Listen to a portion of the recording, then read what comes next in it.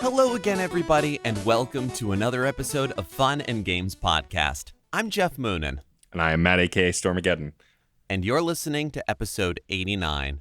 And this episode, Matt and I wanted to talk about fighting games. However, if you are a longtime listener of the show, you'll know that we are aware of fighting games, but we are less equipped to talk about this subject than usual. So we brought in a guest. We brought in a friend of the network, a fellow of the certain POV, Hans Martin Jr., the Real Movie Critic. Nice to have you on the show, Hans. Hey, guys. What's up? Thanks for having me. Thank you for saving us here.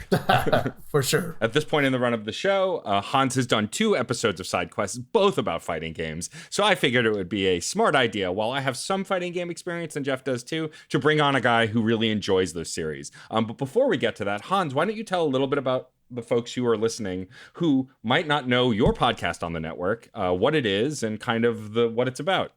For sure. So I am the co-host of the Real Movie Critic versus the Cine Guy. I am the Real Movie Critic. And my co-host Steven Angulo is the Cine Guy. And our show pretty much is an up-to-date podcast reviewing the latest films week by week. As of right now, we're still in this pandemic, so we're still at it with the Corona Classics. That's going to be going until the movie theaters open up, whenever that's going to happen. Who knows? With all that said, we just enjoy talking about films. We do talk about the latest news, the latest trailers. We do have a little competition with each other. It's a lot of fun. And lately, we've been having special guests come in, like you, Matt Storm, which was an episode that was very enjoyable, with a lot of fun, talking about Palm Springs, Greyhound, and Eurovision. And so, it's me and Steven are having a lot of fun, especially the videos that we make before the show. And so, just check us out. We're at the Certain POV Network. And if you want to find me on any of my social media, you could find me on Facebook at Real Movie Critic, or you could also find me on Instagram and Twitter at RealCritic34. I also have a blog called RealMovieCritic.com. So check me out there.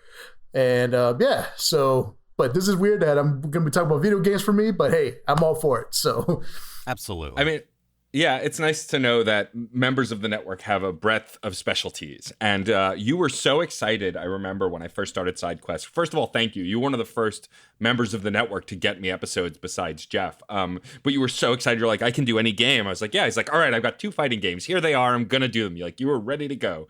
And so it made it very obvious to me that you were a big fan of fighting games. So I have to imagine you've been playing them since you were a kid. You've always been a longtime fan of fighting games. Oh, for sure. Yeah, no. Fighting games is like the thing that I enjoy the most when arcades used to be a thing. So that was going to be my question. Are you more of a home fighting game player or arcades? I'm actually both, but it started with the arcades. That's for sure. And then when you realize these games, you could get them at home. At the time, I had a Sega Genesis. It's one of those games that you could like settle an argument with or something like that. You just go go against each other. It's always fun. The different type of characters, the different type of combos or super moves that you may have. And of course, as Matt said, it has evolved. And then when I got to college, it was like me being a kid all over again.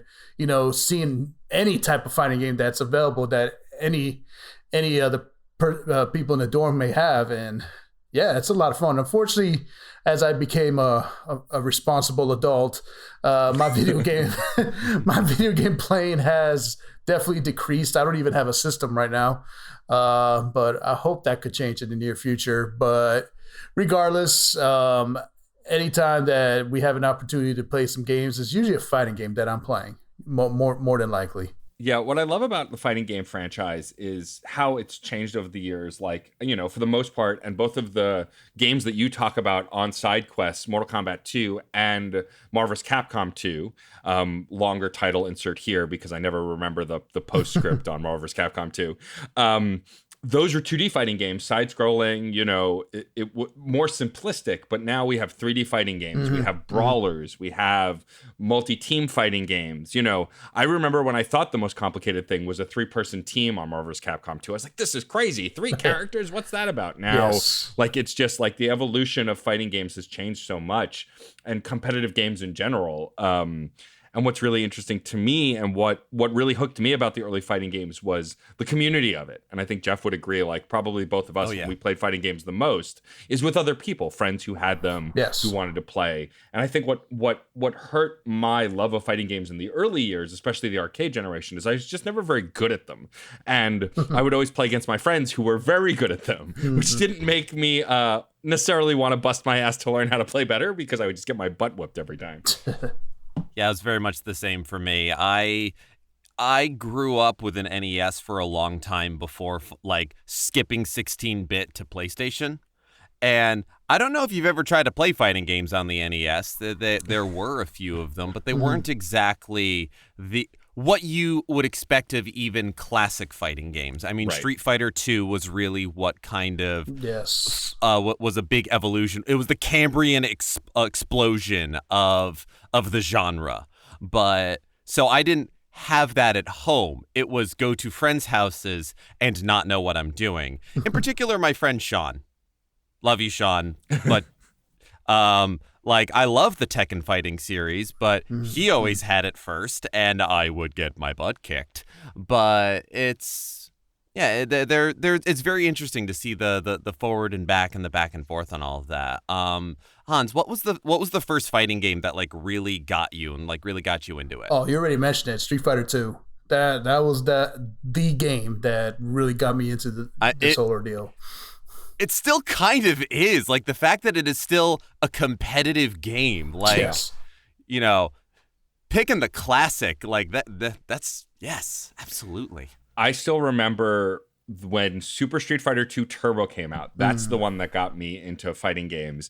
My favorite character was DJ, who is a Jamaican kind of stereotype character, which is a little bit of a bummer now as we look back. They were all stereotypes. Zangief's victory was doing a Cossack dance with Khrushchev. That's true. It wasn't just DJ. They were all stereotypes. And they have evolved the characters over the years. Like in Street Fighter 4 and 5, a lot of these characters have kind of built their own lore and their own style. But I remember playing as that character and just driving people crazy because he was a charge fighter. For those who don't know or play a lot of fighting games, in Street Fighter there were several different kinds of fighters. Charge fighters like DJ and Blanca and a few others. Guile. Honda. Were characters where you would hold a direction and then immediately press another direction and an attack button to do the moves. So you could essentially stand on one side of the venue, holding back until they come near you and then activating the attacks. And I would do it constantly with DJ. He was one of my favorites. But I just remember playing that game so much and being amazed that it was almost the same as the arcade game. Whereas now, of course, any console game is going to look as good, if not better, than an arcade game because the consoles have gotten so powerful. But I remember in the Sega Genesis era finally having a game and I was like, this is almost the arcade game. This is amazing. Wow, And I spent a lot of hours playing that and Mortal Kombat 2 back in that era. But I didn't really find a love for fighting games until I think the next gen, which was around the PlayStation era, because once they started incorporating story modes into these games, I'm a sucker for story, anybody who listens. And while the later Mortal Kombat games aren't highly praised, some of their story modes were interesting, but even stuff like Smash Brothers, which incorporated a story mode, or the more recent Mortal Kombats that are done by NetherRealm that, have incorporated DC characters and, the Injustice series, that got me more invested in fighting games because it was a way to learn to play the game without playing against an opponent that felt satisfying besides just doing practice matches. And I think that really stepped up the genre when they incorporated that.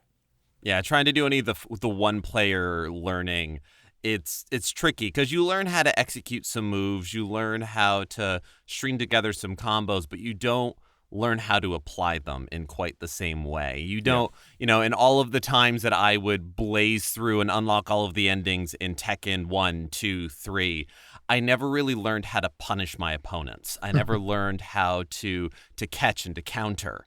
Yeah. I just learned how to wail.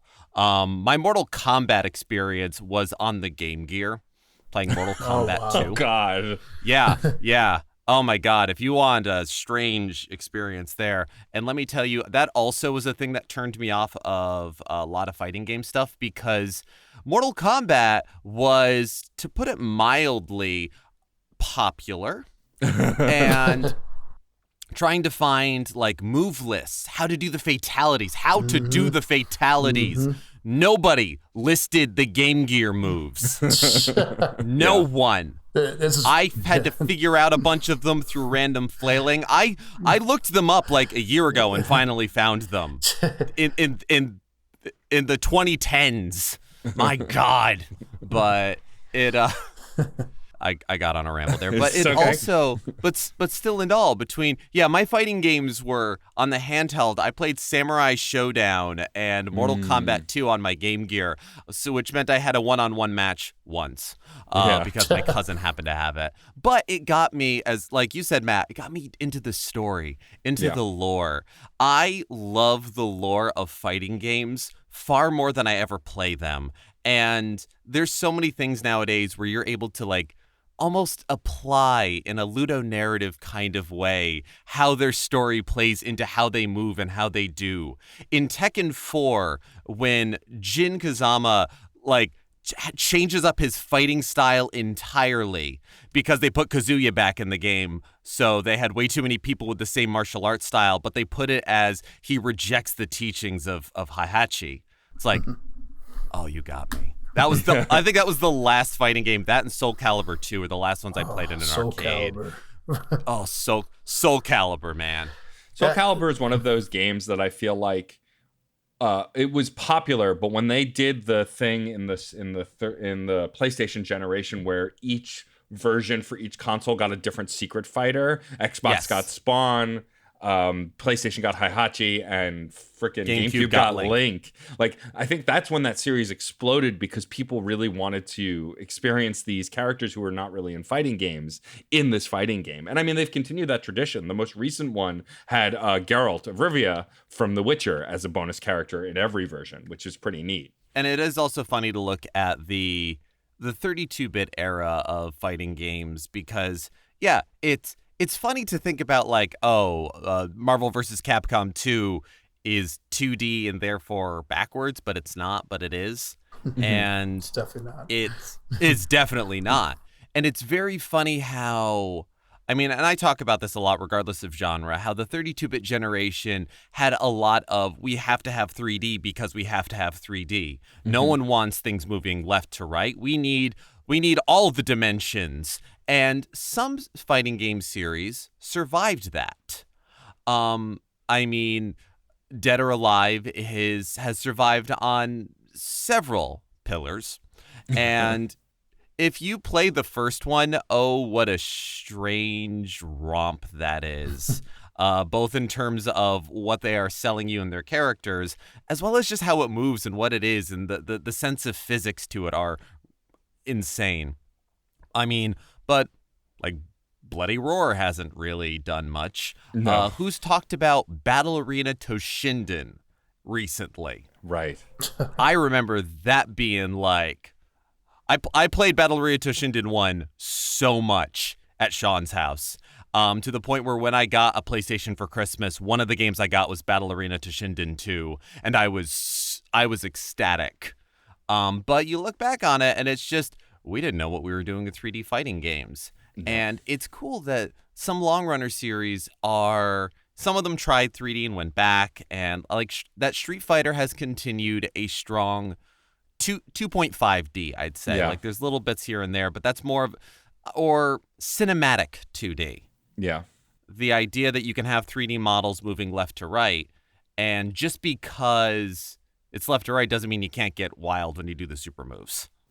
For sure. And I think that's something, and I'm curious what you think about this, Hans. As someone who's played video games in the early years to like the middle years, since you haven't played a lot of them recently, the evolution, like you look at Marvel vs. Capcom 2, I think set the bar for super moves, these extra moves besides the special abilities, these over the top ridiculous moves. And I'm curious your thoughts, because I have thoughts on this. Do you think the creation of super moves and these over the top battle ending maneuvers improved the games or hampered those games? I guess that depends how you look at it. Me personally, Sure. I always love the super moves, especially because every single character has something different, and you want to check it out and see, and then try to incorporate it whenever you have your battles against whoever you're playing against. I that's what I liked about it, because it does bring uniqueness to the characters and stuff. The other thing that you may look into is that sometimes when you're playing other people, they may do it too much. Right. Right. And it could get very annoying. But to me, it's just you got to strategize and try to figure out how do you defend yourself from a person that does like the same move over and over again. And so I know you mentioned Super Smash Brothers.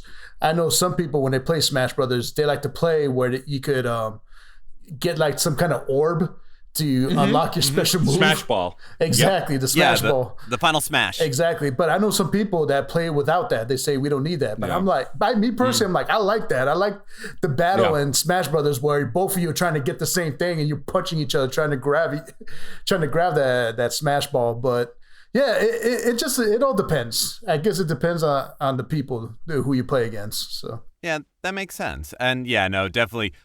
Smash Brothers is a wonderful being a very neutral word, of microcosm of the fighting game community. When, I mean, there's the rather infamous Final Destination Fox only, no items. That is the pure experience of Smash Brothers Melee. And I'm with you, Hans. Like, super moves can be so cool, so fun, so and on the side of like the like get good notion. I wish I could remember it. I'm going to reference it and someone can correct me. There is a fairly infamous fighting game tournament video, and I'm pretty sure it's Marvel vs. Capcom 2. Somebody pulling off a super move, like one of those multi-hit, the person has like a sliver of health left and they block every single blow of it and then turn it around and win the fight.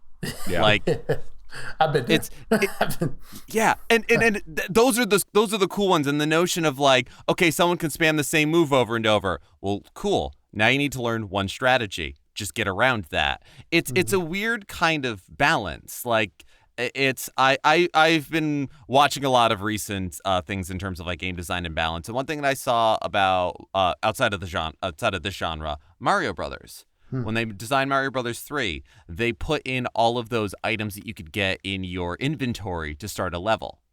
So that way, people didn't have to turn them on. People didn't have to use them.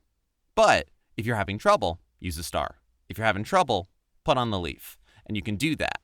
And having super moves or having things that are more easily activated or not easily activated, it's that kind of thing of it is an evolution of skill set. It's an evolution of understanding, even within a single title or a single fighter. Yeah. Of, oh God, this asshole just keeps shooting Hadoukens at me. How do I get at them? Well, learn the timing of the Hadouken. Exactly. They're probably just doing them as fast as they can. If they're changing up the timing, well, now they're just super assholes. But they filled up their gauge.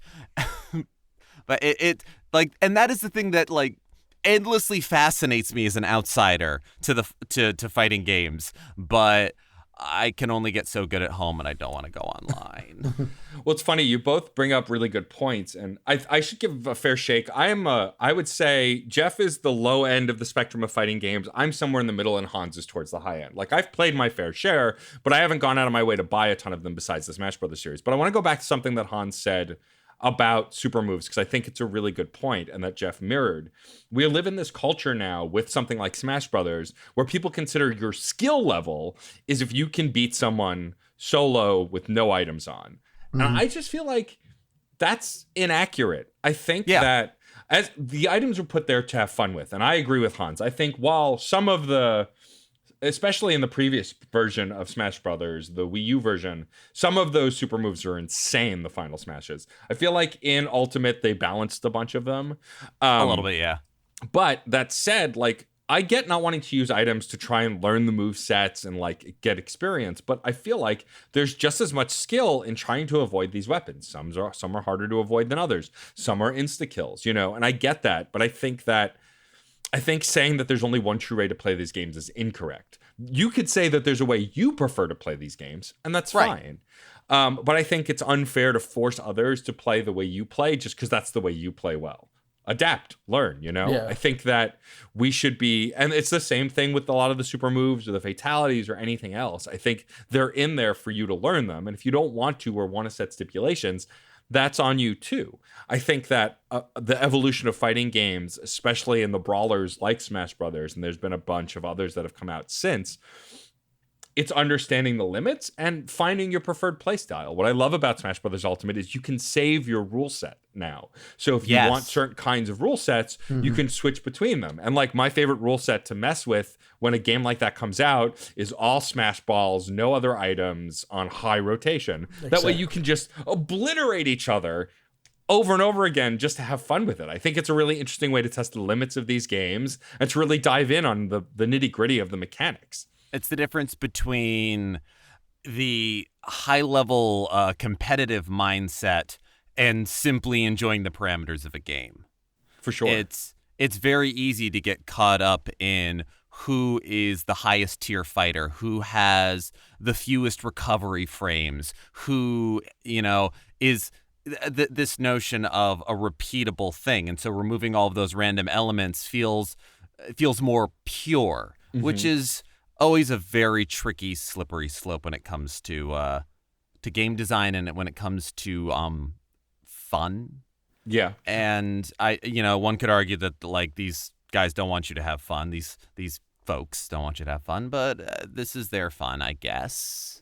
Yeah, I mean, a lot of it is kind of evolved also out of, and we'd be remiss if we didn't talk a little bit about EVO, a thing that I love watching every year, even though I have no bones of even trying to compete because these people are on a level unlike any other.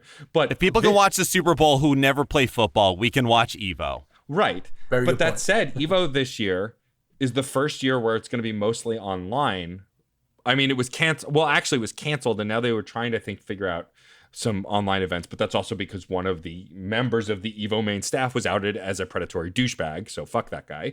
But that said, the falling apart of EVO's in-person competition brings up a point that I've heard a lot of fighting game enthusiasts talk about. And I'm curious your thoughts on this as well, Hans, since I think, like me, you grew up playing in person and didn't play as much online. The online fighting system is broken because the reaction time is so millisecond by millisecond for these games. If there's any lag, even if you have the best online service, it makes it incredibly difficult to compete. And that's why a lot of these fighting tournaments like EVO and things similar to it are in person, because you can't, it's just hard to do over the internet. And this is the first year where they may try and do some of that stuff over the internet. And I'm curious, Hans, what's your experience been with multiplayer for these kinds of games? Are you someone who's played a bunch online, or did you prefer to do couch co-op like a lot of us grew up with? Oh, no, most definitely. With the people, you sit on the couch and just play, I think is the best way to do it. I have tried it online, playing with friends online with the fighting games, and it just doesn't work for me. Yeah, the rendering sometimes can be very slow and you get really frustrated.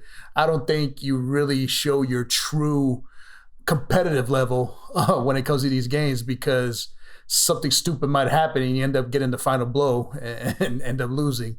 So I'm with you right there, Matt. It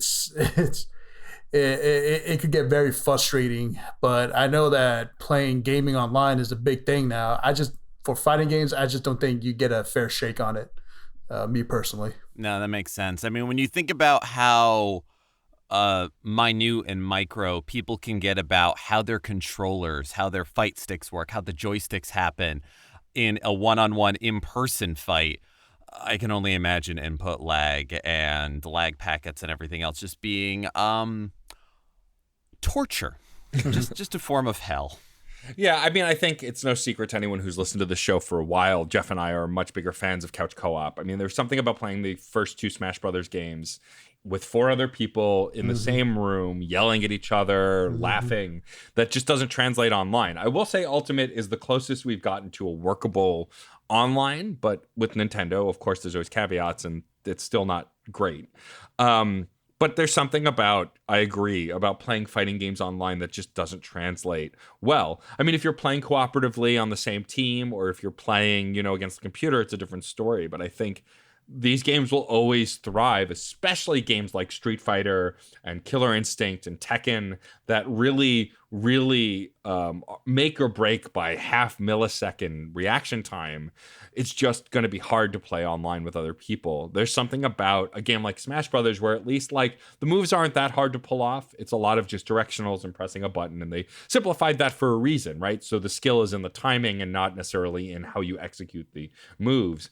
But something like Street Fighter, if you have to do half circle A and like for whatever reason there's lag and it doesn't register that half circle, the move's dead in the water, and things like that, I think really hamper fighting games in a way that like first person shooters have seemed to evolve beyond. Like Twitch shooters online, like your Fortnites and your Overwatch and your Vanguard, I think is one of the new ones. I'm showing my true colors as an online gamer, not Valiant. I'm sorry, Valiant is what I was thinking of. Yes. Like these kinds of games have evolved in a way where as long as you have a steady internet connection, your Twitch aim isn't such a big deal. You can still kind of evolve past it and make it work. But I feel like with fighting games, they really haven't still found a way. Like some of them, I think the closest is Capcom's web server setup for Street Fighter has come a long way, especially with Street Fighter 5 and 6. Like they're really pushing to make sure that these games are going to be the best of those kinds of games, and they've put a lot of work into it. But I still hear that even their online is not flawless. Yeah. And I think one of the difficulties comes down to the fact that no matter what size the teams are in an online shooter, whether it is Overwatch and it's a handful on each side, whether it is Fortnite and there's 100 of you all just going ham.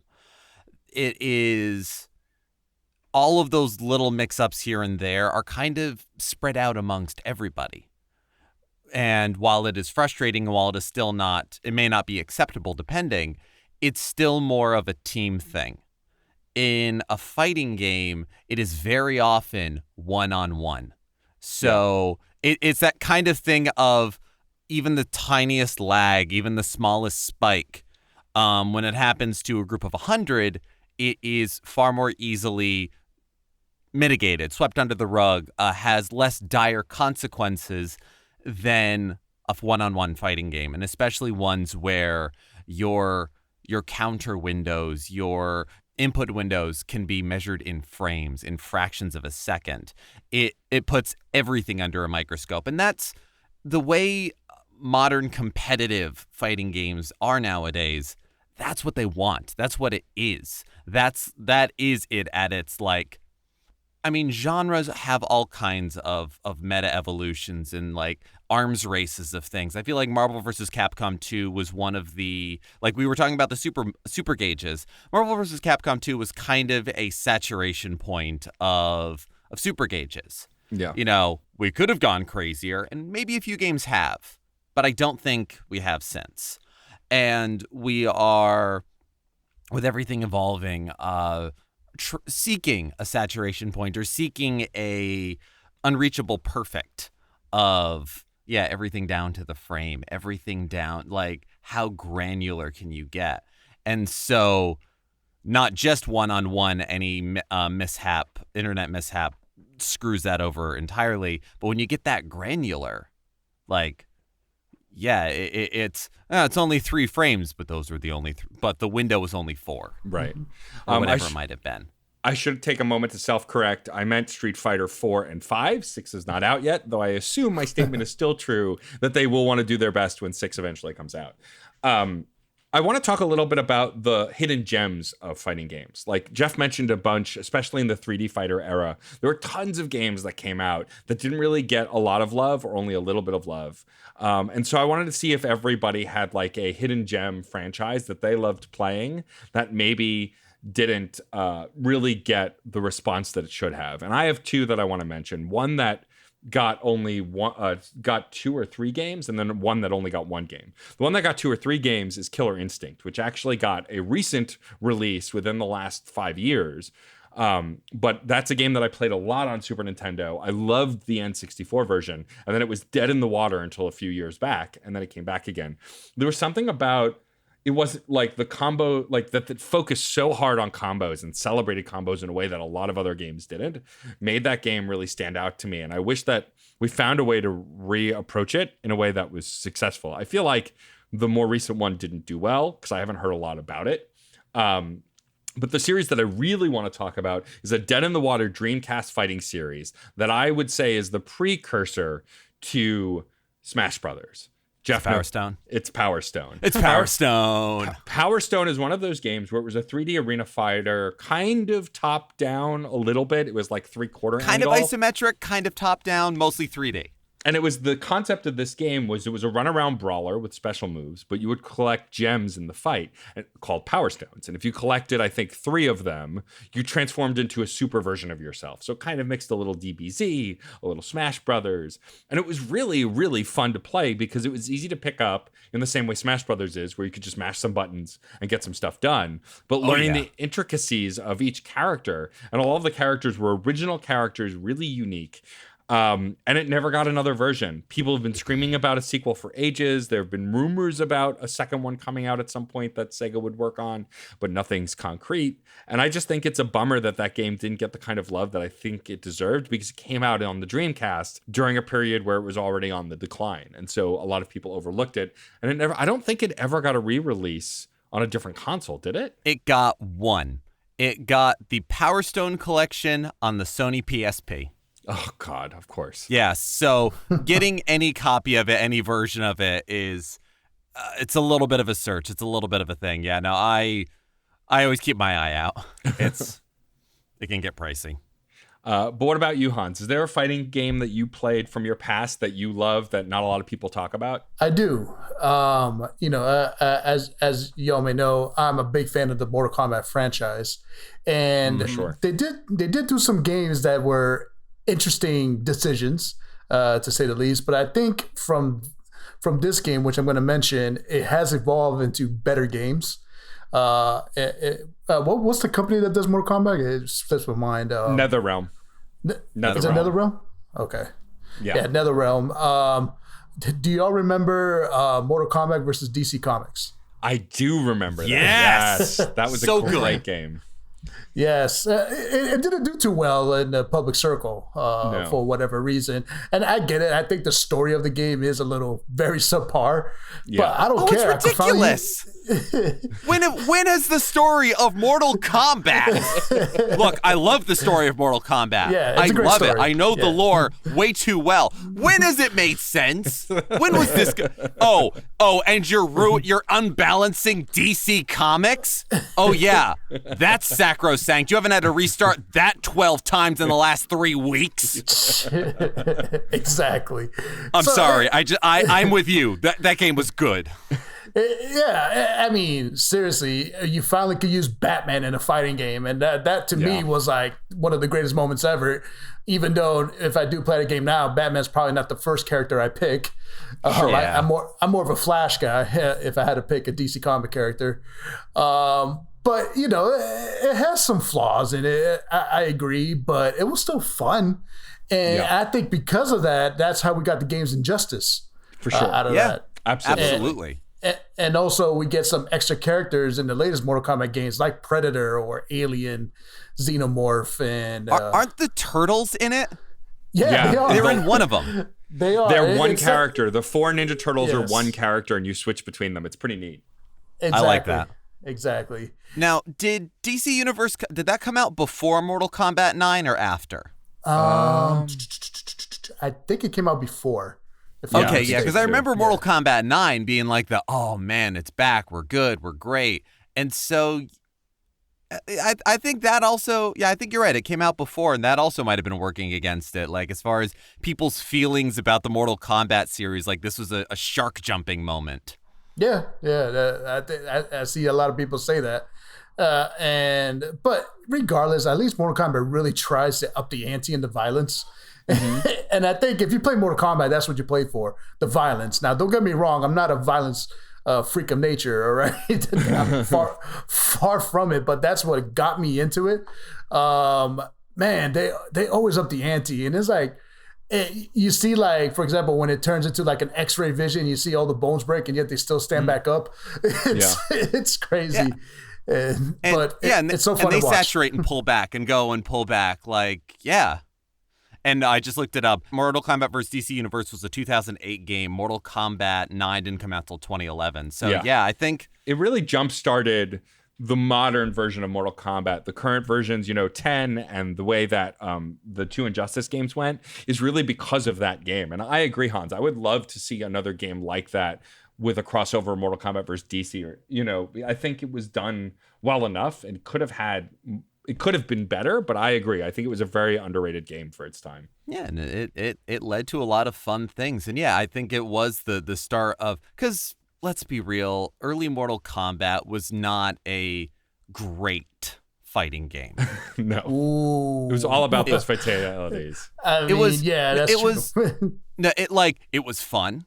It was important. It was like, it's a great game to play with people, but if you're getting into again, what we were talking about, like the competitive scene, and like Street Fighter 2 tournaments are still happening.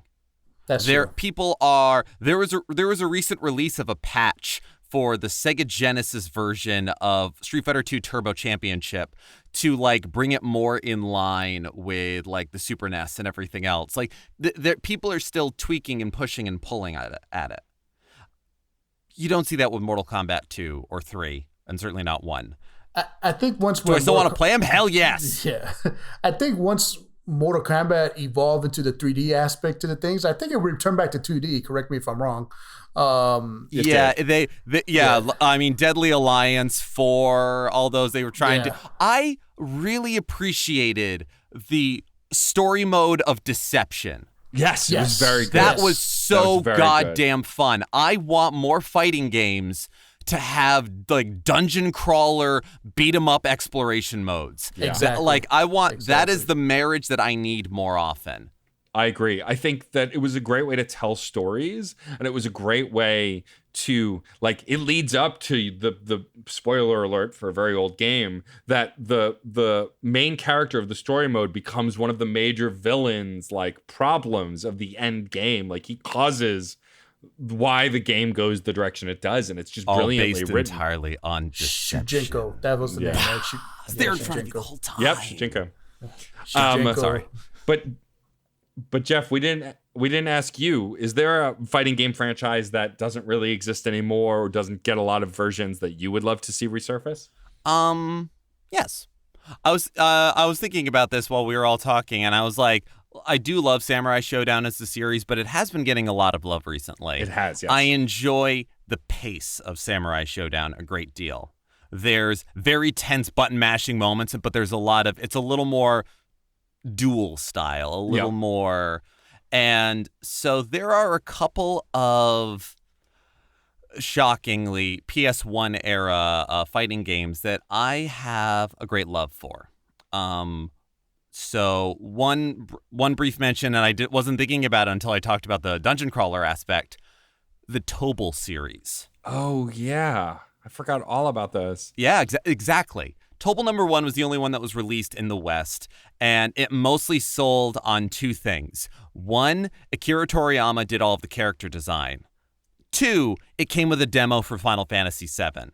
People were paying full price for a demo of Final Fantasy VII that came with a very well-animated fighting game. Like, it was a PS1 era game that moved at 60 frames per second. And it had promise. There was a lot of goofy aspects and things to it, but it was cool. And Tobal 2 is a very popular import. Very popular being a bit of a stretch, but it is one that is often spoken of because they improved so much of the fighting game aspect, so much of the balance and how the characters are. And it has an adventure mode that is truly excellent. So there's that. But as far as a fighting game series that I think needs to come back in some way is Bushido Blade. I knew you were going to mention that. God, that game was so good. It was so good.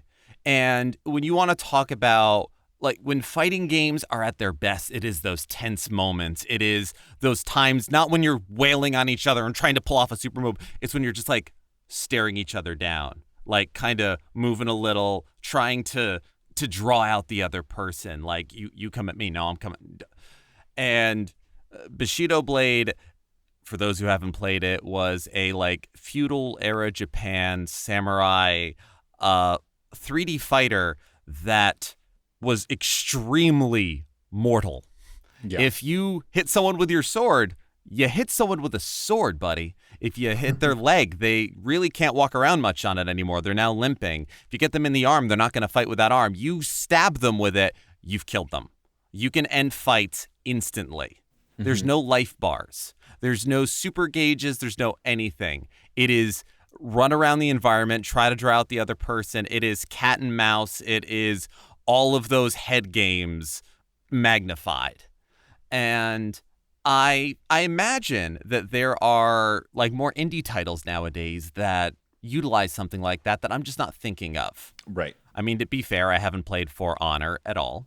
I mean, most people didn't. That's also true. And so that is a title where we have an embarrassment of riches of cool 2D, like, granular minutia Evo level, like we get them in all kinds of crazy ways. Like Skullgirls is a thing that's out there. Them's fighting herds. I hear interesting things about, as well as all sorts of other, like, titles that are out there. But that, like, I hit you with a sword, that very one and done, that super anime run through, it looks like you did nothing and then they fall over dead.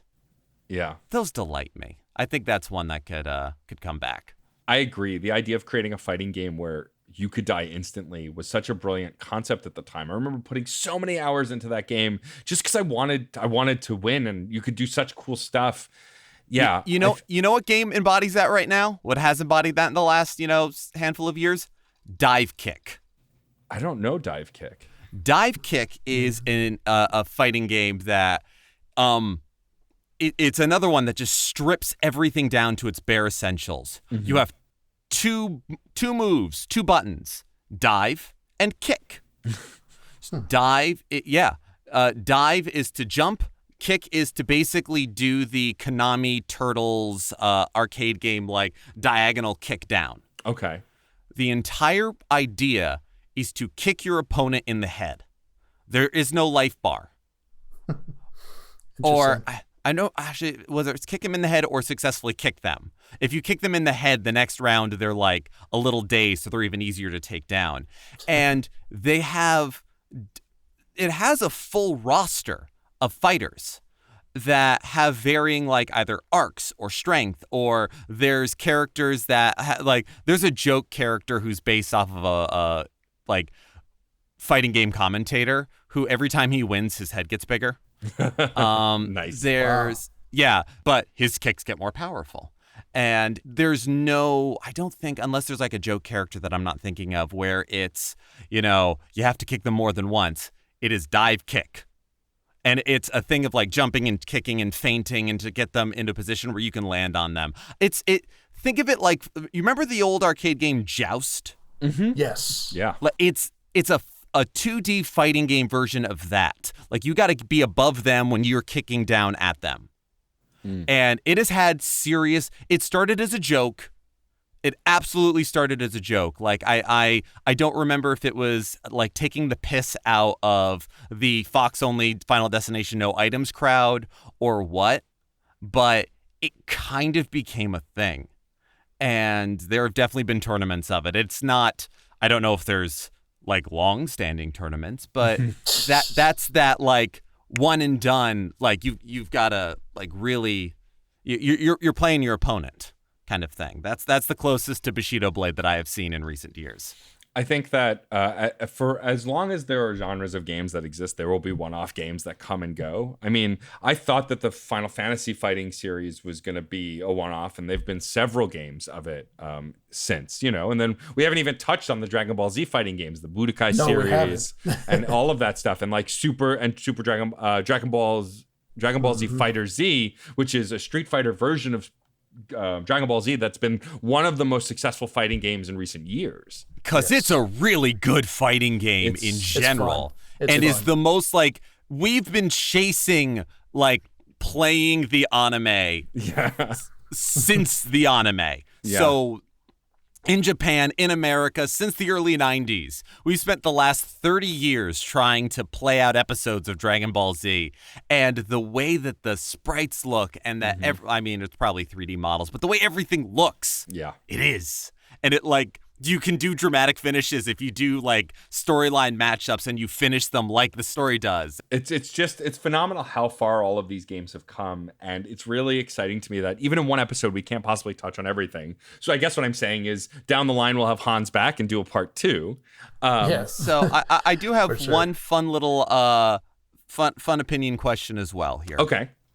As far as We've talked a lot about different play styles and how you approach games and how you do these things. What are your mains in whatever fighting game series, whatever, like you think off the top of your head, who do I like to play? Like you don't have to spend a lot of time and break them all down, but like off the top of my head, it's like, who are my mains? I play Mr. Game & Watch. Of course you do. I play Zangief.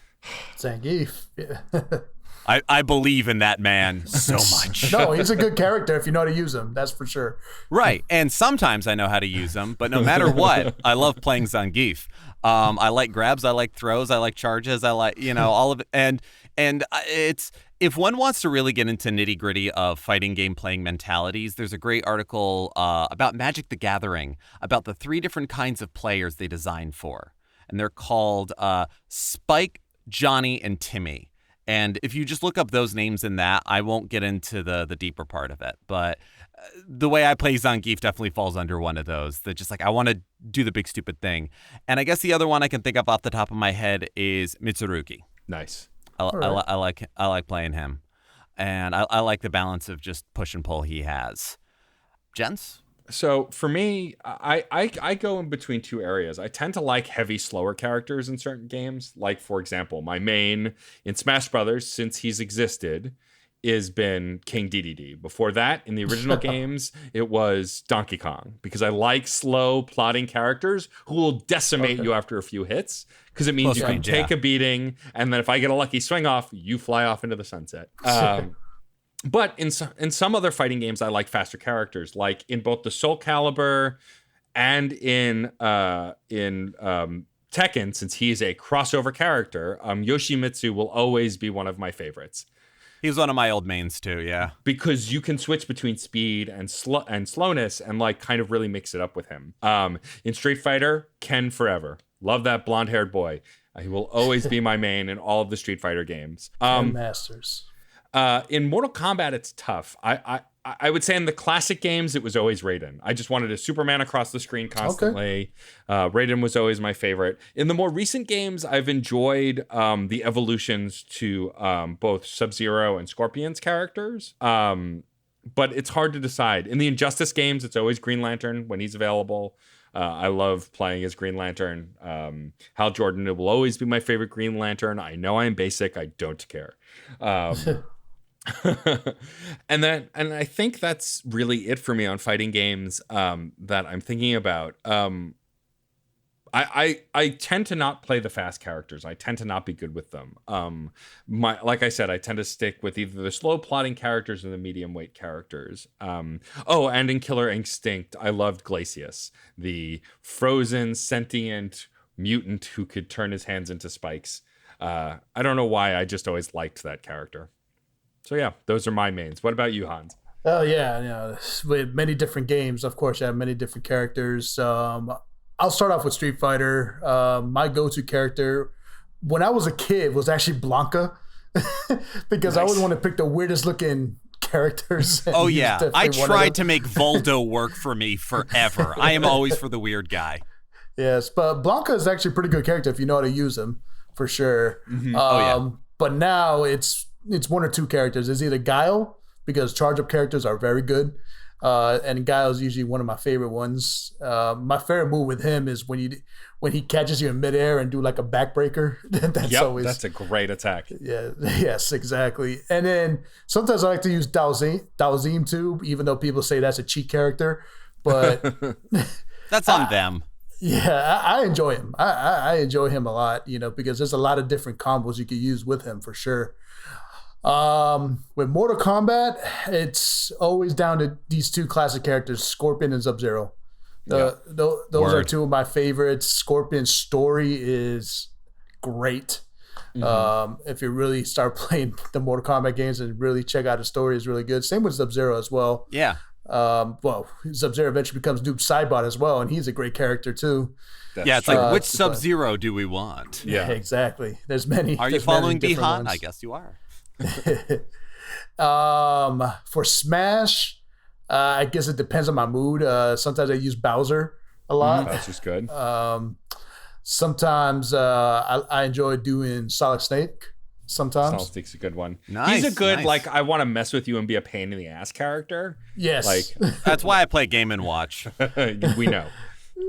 And Pikachu sometimes, because I think it's funny getting defeated by a Pokemon. It's funny to me. Losing to Jigglypuff is the biggest flex. Exactly. Now, when you go to Marvel vs. Capcom, I guess the question is, what type of team do you have? Sure, for sure. Because you get to pick up the three characters. To me, like I said, it depends what I want to do. One team that I usually do, because it involves three very fast characters, is Spider-Man, Gambit, and Bone Claw Wolverine. That's a lineup team I do have, and I do think they do have some great combos as well. But sometimes I could go with like the bigger characters, which I sometimes use Hulk, Juggernaut, and the Sentinel, which is always good. Or if you want to use the blaster characters like Cable, Iron Man, and War Machine, or Mega Man, which Mega Man is a fun character to play with. You could do that too. But you could always try to combine these. It all depends who you're going against and how you're trying to defeat it, or which story you want to see as well. It really all depends on all that. I mean, there's so many different games. We hadn't even scratched, as Matt said, we hadn't even scratched the surface yet. We hadn't even talked about Virtual Fighter or the Def Jam fighting series. Yeah. We haven't gotten into the more obscure ones like Rival Schools. That's another one that needs more love. The sequel was terrible.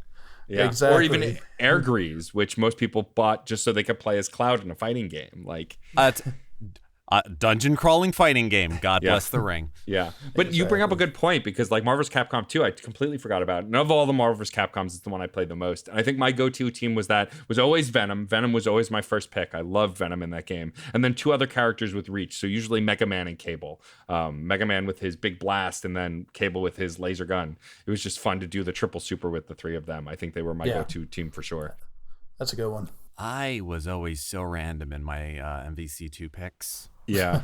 Oh, so you pick the cactus guy all the time then? Very often. I would either go for like a thematic team. I never chose for winning. I knew I wasn't ever going to. Yeah. I either went for theme, color. Yeah, I've never seen this one before. Well, I'm clearly going to use them now. Yeah. Kind of thing. Other things we never touched on that I think we'll come back to in a sequel episode is music. A lot of these games are all about their music. I mean, all I have to say is, let me take you for a ride, and everyone has the menu theme to Marvel vs. Capcom 2 stuck in their head.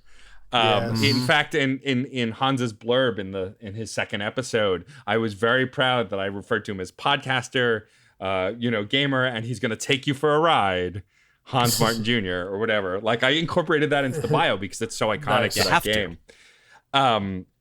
But yeah, I think it's safe to say we will definitely do a follow-up to this at some point. But Hans, thank you so much for being our guest and guiding us through a conversation about fighting games. It's been a pleasure to have you. Oh, for sure, man. Yeah, thanks for having me. It's been a lot of fun. yeah, I'll be more than happy to come back and talk about more of these fighting games, or maybe even some games about movies about games, I should say. I think that'll be a fun conversation. As long as we don't talk about Street Fighter, the movie, the fighting game. I think we should. That will be the culmination. That we devote an entire episode to. Oh God, that game was so bad. For sure. But God. Hans, before we wrap up, why don't you remind folks really quick where they can find you on the internet and find the work that you do? Yeah, the biggest thing, you can always catch my podcast, The Real Movie Critic versus the Cine Guy at CPoV.com. Yeah, check us out. We're doing Corona Classics, which we do a lot of themed episodes for the most part. And yeah, no, it's just check us out. Hear our reviews on classics and even some new films that do come out on VOD right now. And yeah, you could also check out my blog at realmoviecritic.com. And yeah, if you want to check out my social media, Twitter and Instagram at RealCritic34, or Facebook Real Movie Critic, or find us on Discord as well. I'm very active on that as well. So, and you can get to our Discord server by going to CPoV.com, where you obviously found this podcast, and you can find Real Movie Critic versus Cine Guy as well. Also, a big help to us is if you rate, review, and subscribe to the podcast. Even if you can't always listen, it helps us out, grows our numbers, build our audience. But definitely come chat on the Discord. We have a lot of conversations both about movies, video games, and a ton of other stuff. It's really a great place to hang out, and our community is incredible. We literally have the best listeners in the world. I know everybody says that, but we do. It's definitely us. We really do. We love them very much. We love you very much. That's true. And thank you all for the interactions that you have made on Discord, on Twitter, where most of our conversations are held. Please let us know some of your favorite fighting game series, some of your favorite forgotten hidden gem series. Who do you main? How are we wrong about all of this? We want to know. This is very much a conversation. Thank you for being a part of it. I'm Geoff Moonen. And I am Matt A.K. Stormageddon. And happy gaming. Hello, my name is Hans Martin Jr., your Real Movie Critic. If you enjoy discussing upcoming movie news, looking at new trailers, and reviewing the year's hottest movies, then tune in. Hey, Hans. What? Are you doing the promo without me? Yeah, I am. How come? Because everyone knows I'm the better host of this podcast. Oh, it's like that, huh? You think you can review movies better than me? I don't think I can. I know. Oh, we'll see about that. This is The Real Movie Critic versus the Cine Guy. Mondays only at CPoV.com or wherever you listen to your podcast. We're also on Spotify and iTunes. You're going down, critic. Bring it on, guy.